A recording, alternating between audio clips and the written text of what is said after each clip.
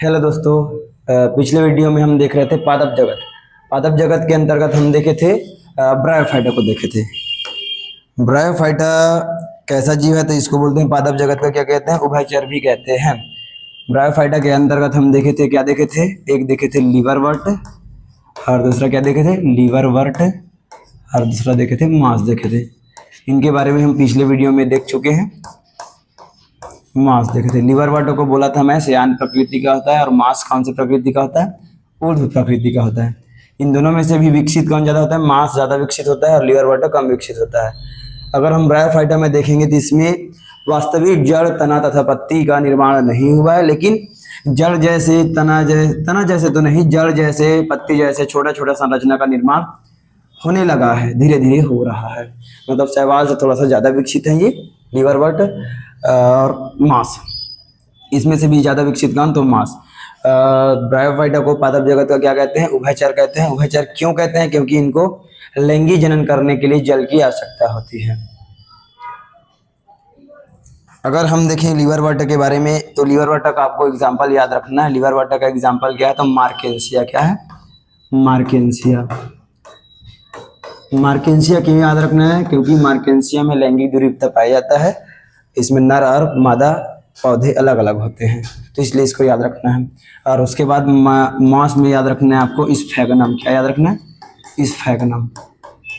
Sphagnum का क्या काम होता है, तो स्फेगनम का काम होता है जानवरों के चारे के रूप में इसका उपयोग हम कर सकते हैं, और इसका उपयोग करते हैं फलों के पैकेजिंग के लिए करते हैं। अगर स्फेगनम देखेंगे तो समुद्र के आसपास में ऐसा झाड़ी जैसा जो रहता है, लंबा लंबा जो संरचना रहता है, वो क्या होता है, तो वही होता है स्फेगनम होता है। स्फेगनम का क्वालिटी क्या है, तो स्फेगनम में नमी बहुत देर तक बना रहता है। मतलब अगर हम देखें तो पानी को स्टोर करके रखता है ये, इसलिए इसका उपयोग करते हैं फलों के पैकेजिंग में। स्फेगनम का उपयोग हम कहाँ कर सकते हैं, फलों के पैकेजिंग में कर सकते हैं। फलों के पैकेजिंग में कैसे करेंगे, तो जैसे मान लो फल अगर बाहर से आ रहा है, कहाँ से, रसिया से आ रहा है, अफ्रीका से आ रहा है, तो फल को स्फेगनम में हम रख के लाते हैं। स्फेगनम में पानी स्टोर रहता है, इसलिए नमी बना रहता है इसमें, अतः जो फल है वो खराब नहीं होता है जल्दी। तो ये मतलब ऐसा बोले तो देसी फ्रिज के समान ये काम करता है। तो 15 से 20 दिन तक आराम से सर्वाइव कर लेता है फल। तो ये है स्फेगनम। तो इतना ही था ब्रायोफाइटा में। ब्रायोफाइटा के बाद अगर हम अगला टॉपिक में आएंगे तो अगला नंबर है शैवाल के बाद दूसरा है ब्रायोफाइटा, उसके बाद तीसरा अगर आएंगे, तीसरा नंबर है टेरिडोफाइटा। क्या है, तीसरा नंबर क्या है, टेरिडोफाइटा। टेरिडोफाइटा किसे कहा जाएगा, तो टेरिडोफाइटा का मेन लक्षण अगर हम देखेंगे, मेन गुण, मेन लक्षण अगर देखेंगे, तो टेरिडोफाइटा में जड़, तना और क्या, तो जड़, तना, पत्ती जैसा संरचना जो है वो पूरी तरह से विकसित रूप में पाया जाता है। पहली बार टेरिडोफाइटा में ही देखने को मिलता है जड़, तना और पत्ती ठीक ठाक देखने को मिलता है। किसमें, टेरिडोफाइटा में। इसका एक और मुख्य लक्षण क्या है, तो टेरिडोफाइटा का एक मुख्य लक्षण है, इसमें संवहन ऊतक पाया जाता है। क्या पाया जाता है, संवहन ऊतक पाया जाता है। संवहन ऊतक क्या है, तो संवहन ऊतक में ही आता है जाइलम और फ्लोएम, जिसके द्वारा पौधे पानी को अपने विभिन्न भागों में फैलाते हैं और भोज्य पदार्थों को ग्रहण करते हैं। तो ये है क्या, संवहन ऊतक।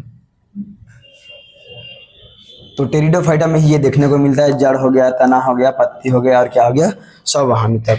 टेरिडोफाइटा के बारे में अगर हम बात करें तो टेरिडोफाइटा का मैक्सिमम उपयोग होता है सजावटी पौधों के रूप में। किसके रूप में होता है, सजावटी पौधों के रूप में। हमारे आसपास गमले में जितने भी पौधे लगे रहते हैं मैक्सिमम होते हैं किसके होते हैं, टेरिडोफाइटा के होते हैं। टेरिडोफाइटा का अगर हम आकार देखें तो अभी का जो टेरिडोफाइटा है उसका आकार लगभग 3 फीट से लेकर 8 फीट के आसपास हो सकता है। मैक्सिमम ये झाड़ी रूपी, कौन से रूप में होते हैं, तो झाड़ी के रूप में होते हैं टेरिडोफाइटा के सदस्य। टेरिडोफाइटा का आपको एग्जाम्पल याद रखना है, जैसे कि एग्जाम्पल में क्या क्या, तो एग्जाम्पल में सबसे पहला एग्जाम्पल आप याद रखो इक्विसिटम। क्या याद रखना, इक्विसिटम। इक्विसिटम को क्या कहते हैं, इक्विसिटम को बोलते हैं हार्स टेल। क्या कहते हैं, हार्स टेल। हार्स टेल क्यों कहते हैं, अगर इसका संरचना देखोगे इक्विसिटम का तो थोड़ा सा दिखेगा घोड़े की पूंछ जैसा दिखेगा, इसलिए हार्स टेल बोलते हैं। इक्विसिटम याद रखना। और दूसरा क्या याद रख सकते हो, तो इसका याद रख सकते हो सदस्य अगला साल्विनिया। क्या याद रख सकते हो, साल्विनिया। साल्विनिया जो होता है वो क्या होता है, तो जली होता है। सिलेजीनीला याद रख सकते हो। क्या याद रख सकते हो, सिलेजीनीला। सिलेजीनीला। नीला याद रख सकते हो। और याद क्या रख सकते हो, और याद रख सकते हो फर्न, याद रख सकते हो फर्न। तो ये कुछ एग्जाम्पल याद रख सकते हैं किसमें, टेरिडोफाइटा में। टेरिडोफाइटा को अगर हम और देखें तो जैसे कि अगर बहुत पुराने टेरिडोफाइटा अगर देखें हम, कब कितना पुराना, तो लगभग 350 मिलियन वर्ष पुराना। कितना पुराना, 350 मिलियन वर्ष अगर पुराने अगर हम देखिए तो टेरिडोफाइटा उस समय 350 मिलियन वर्ष पहले प्रभावी वनस्पति थे। मतलब क्या, प्रभावी वनस्पति मतलब क्या, तो इन्हीं का प्रभाव था हर तरफ।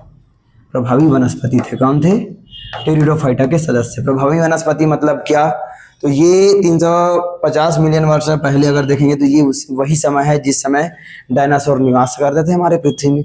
तो उस समय टेरिडोफाइटा का जो सदस्य है वो बहुत लंबे लंबे थे, बहुत विशालकाय थे, लंबे लंबे थे, वृक्ष रूपी थे, और मैक्सिमम ऐसे लंबे लंबे विशालकाय वृक्ष रूपी थे। तो ये जो टेरिडोफाइटा है कब, बहुत पुराने समय में प्रभावी वनस्पति थे। तो जो बहुत पुराने प्रभावी वनस्पति थे वो अभी कैसे नहीं है। तो अगर हम देखें तो डायनासोर के बाद पृथ्वी में आ गया शीत युग, भी आ गया। शीत युग में पृथ्वी जो है पूरा बर्फ से ढकता है। पृथ्वी जब बर्फ से ढका था तो बर्फ जब पिघला तो मैक्सिमम जो स्थान है वहाँ पे पानी भरा। पानी भरने से वहाँ पे बना फिर दलदल। जैसे ही दलदल बना तो जितने भी विशालकाय जो पेड़ थे टेरिडोफाइटा के, वो सब नीचे जमीन में क्या हो गए, तो नीचे जमीन में क्या हो गया, धंस गए। दलदल में क्या हो गया, धंस गए। तो इस प्रकार जितने भी प्रभावी वनस्पति बड़े बड़े जो पेड़ थे टेरिडोफाइटा के सदस्य, वो सब कहाँ दब गए, जमीन में दब गए, दलदल में दब गए, ऐसा है। और इन्हीं से फिर बना है, क्या बना है, तो जितना भी जीवाश्म बना है, पेट्रोल हो गया, कोयला हो गया, डीजल हो गया, सब किन से बना है, तो मैक्सिमम टेरिडोफाइटा के सदस्यों से ही बना है। तो ये था हमारा टेरिडोफाइटा।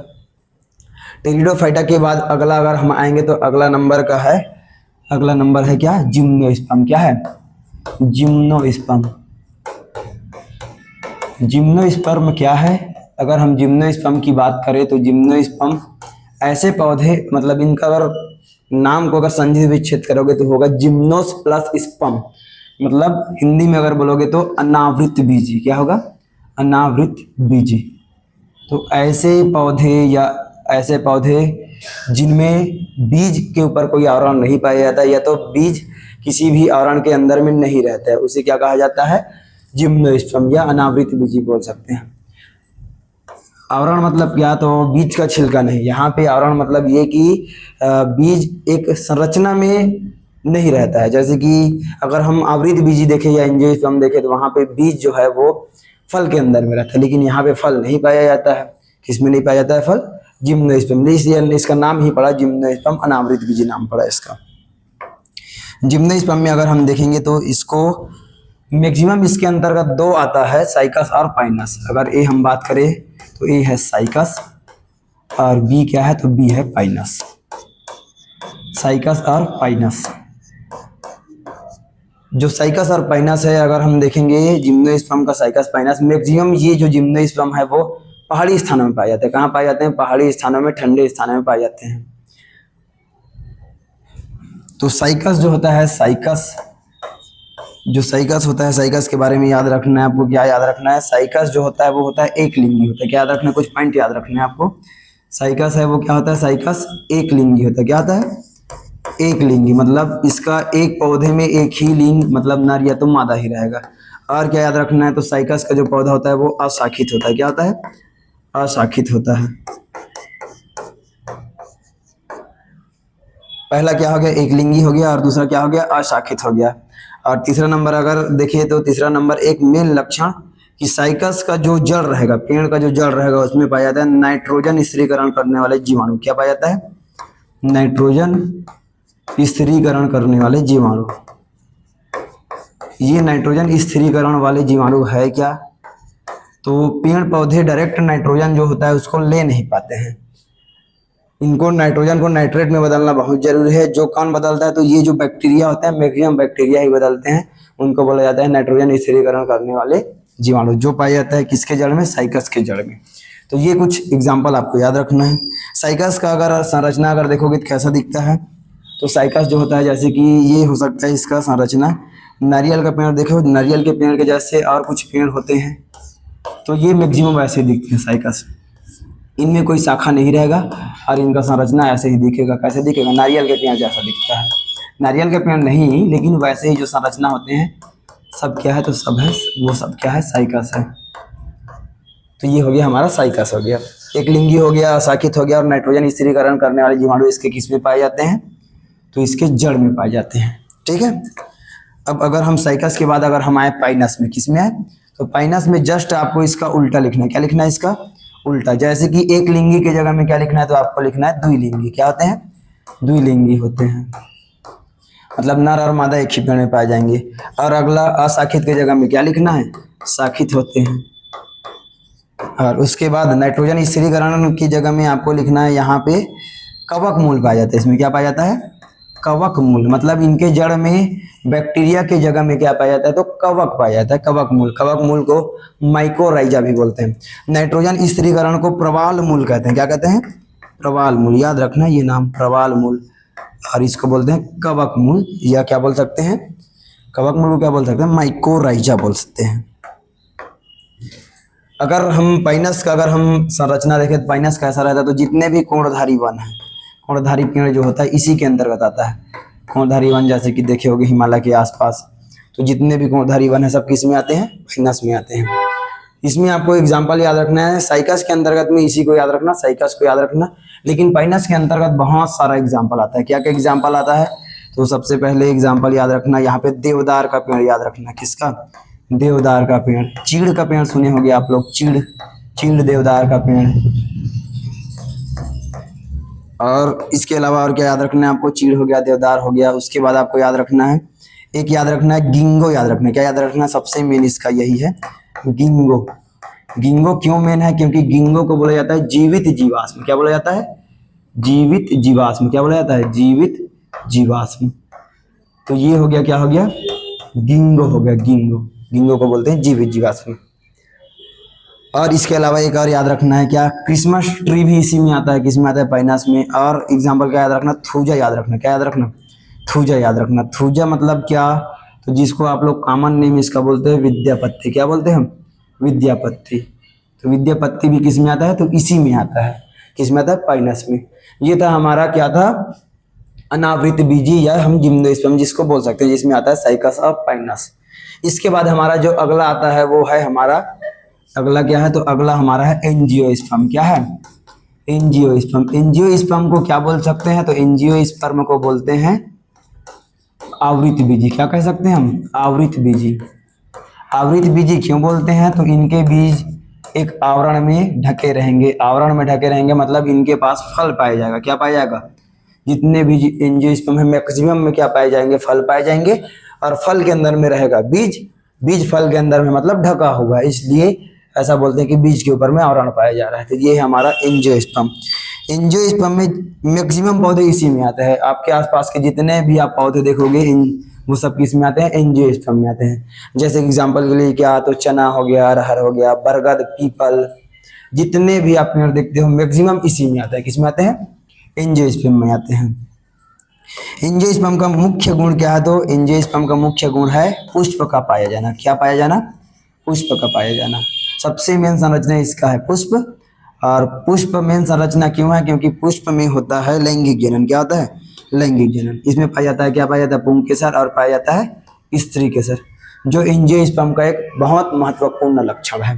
पुष्प का पाया जाना एंजियोस्पर्म का बहुत महत्वपूर्ण लक्षण है। एंजियोस्पर्म का उपयोग हम कहाँ कर सकते हैं, तो एंजियोस्पर्म का उपयोग सभी जगहों में होता है। खाद्य पदार्थ के रूप में होता है, खाद्य पदार्थ के बाद अनाज के रूप में भी इसका उपयोग कर सकते हैं हम। औषधि के रूप में भी इसका हम उपयोग कर सकते हैं। एंजियोस्पर्म के सदस्यों का औषधि के रूप में किसका उपयोग कर सकते हैं? हल्दी हो गया, अकरकरा हो गया, बहुत सारा है। अनाज के रूप में अरहर हो गया, चना हो गया, और खाद्य पदार्थ के रूप में चावल हो गया। तो मैक्सिमम जो हम उपयोग करते हैं सब किसके रहते हैं? एंजियोस्पर्म के ही रहते हैं। एंजियोस्पर्म का मुख्य गुण पुष्प का पाया जाना। और पुष्प, ये जो पुष्प है इसका जो आगे का डिटेल है एंजियोस्पर्म का बोले या तो पुष्प का जो आगे का डिटेल है आपको मिलेगा 12वीं के क्लास में। कहाँ मिलेगा? 12th का आपका जो फर्स्ट चैप्टर रहेगा, 12th का जो फर्स्ट चैप्टर रहेगा, फर्स्ट चैप्टर का नाम क्या है, तो आवृत बीजियों में लैंगिक जनन। लैंगिक जनन कहाँ पे होगा, तो ऑनली पुष्प में होता है। तो ये जो पुष्प है या एंजियोस्पर्म है, इसका जो आगे का डिटेल आपको कहाँ मिलेगा, तो 12th के फर्स्ट चैप्टर में, 12th का फर्स्ट चैप्टर आवृत बीजियों में लैंगिक जनन। तो ये है हमारा क्या है, एंजियोस्पर्म। और हम पादप जगत को हम कंप्लीट कर लिए। इससे पहले पादप जगत का एक और वीडियो बना है ब्रायोफाइटा से पहले। ब्रायोफाइटा से पहले क्या था, शैवाल हो गया ब्रायोफाइटा, इसमें है टेरिडोफाइटा, जिम्नोस्पर्म, और उसके बाद लास्ट क्या है, एंजियोस्पर्म। इसके बाद हमारा जो अगला वीडियो रहेगा वो पादप जगत के बाद रहेगा। ये हमारा था कौन सा चैप्टर, तीसरा चैप्टर। तीसरे चैप्टर के बाद आएंगे चौथा चैप्टर में आएंगे जंतु जगत में। तो हमारा वीडियो किसके लिए रहेगा, अगला चैप्टर क्या रहेगा, जंतु जगत। तो ऐसे ही अगर आपको जानकारी चाहिए, 11th का बायोलॉजी आपको पढ़ना है अच्छे तरीके से, तो आप लोग हमारे से जुड़े रहो, ज्ञानोदय KW के साथ जुड़े रहो। हमारे चैनल को सब्सक्राइब कर सकते हो, लाइक शेयर भी कर सकते हो। और अगले चैप्टर में हमारा क्या रहेगा, या अगले वीडियो में हमारा रहेगा जंतु जगत। ठीक है दोस्तों।